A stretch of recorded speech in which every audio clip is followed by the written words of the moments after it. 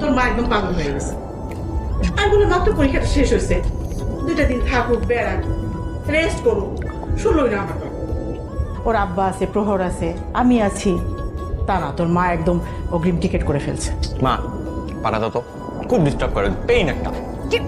দেখো মা মারতেছে। তোরে না আমি একবার আনার চেষ্টা করতেছি, একবার আমাদের কাছে নিয়ে আসবো। আশা যেহেতু কোনো কাজের লোক নাই, একটা কাজের লোক দরকার, I don't mind. Excuse me, doctor Farzana ইয়াসমিনকে কিছু বলার আগে 100 বার ভেবে চিন্তে বলবেন। আসছে ডাক্তার, জীবনও টিকবি না। দেখছি না পরীক্ষা দিয়ে বের হয়ে কি করছিস, ঘামাইতে ঘামাইতে বেরোছিস। মানে সবাই হাসতে হাসতে বের হয়, সে বেরোছে ঘামাইতে ঘামাইতে, মানে দেখে মনে হচ্ছিল এখনই অজ্ঞানে পড়ে যাবে। শান্ত, তুমি চুপচাপ খারাপ। মা ঢেঁড়স বাড়িটা না কি ভয়ঙ্কর বানাইছো তুমি, আগে পরে কখনো এরকম খাইনি। আমি বানাইনি, কলি বানাইছে। এখন বল যে আমি খাইতে পারতেছি না, আমার বমি আসতেছে, বল বল। মা একটু দাও না। নে।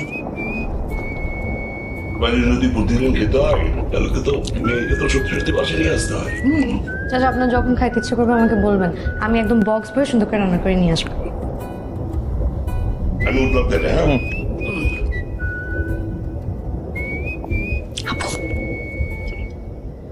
আপু আম্মু তো তোমাকে বউ করে আনার প্ল্যান করতেছে।